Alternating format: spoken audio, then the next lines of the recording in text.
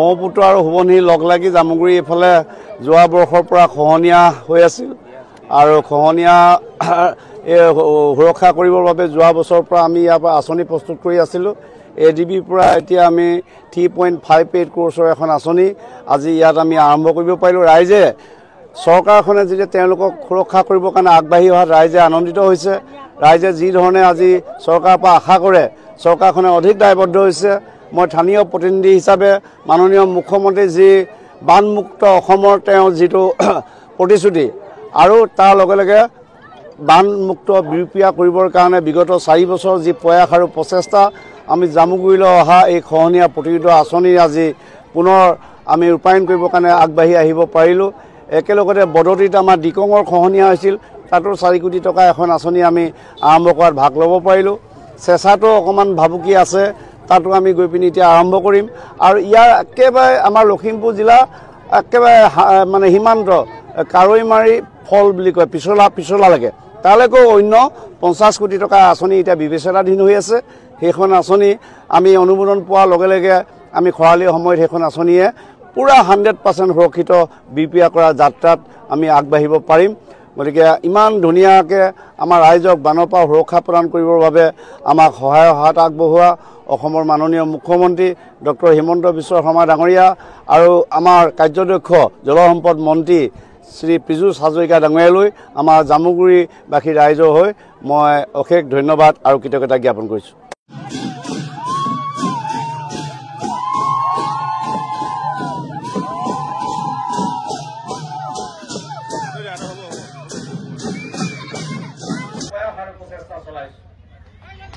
আমাৰ সমষ্টি বৰবিল কেৰকে এইবিলাক অঞ্চললৈ পোহৰ যোৱা নাছিল, কিন্তু মই অহাৰ লগে লগে পোহৰ গ'ল।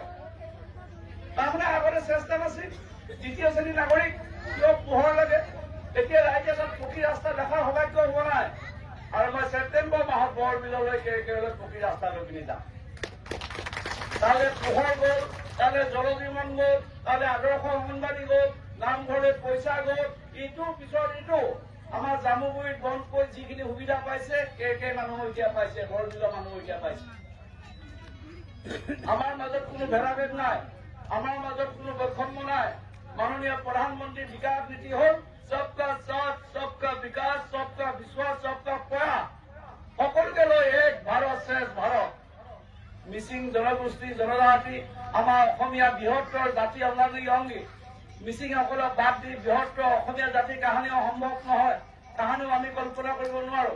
মিচিঙৰ ডেকা এগৰাকী বা জ্যেষ্ঠ এগৰাকী যদি দুখ পায় এইটো আমি দুখ পোৱা হয়।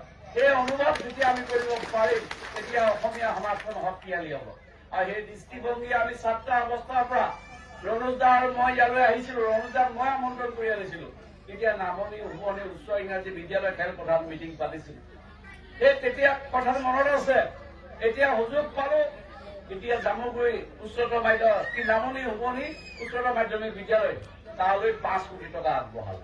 এই বৰপত্ৰখন 5 কোটি টকা এখন বিদ্যালয়লৈ আহিছে। যিমানকেইটা কাম কৰিম বুলি কৈছিলো আটাইকেইটাতে হাত দিলো।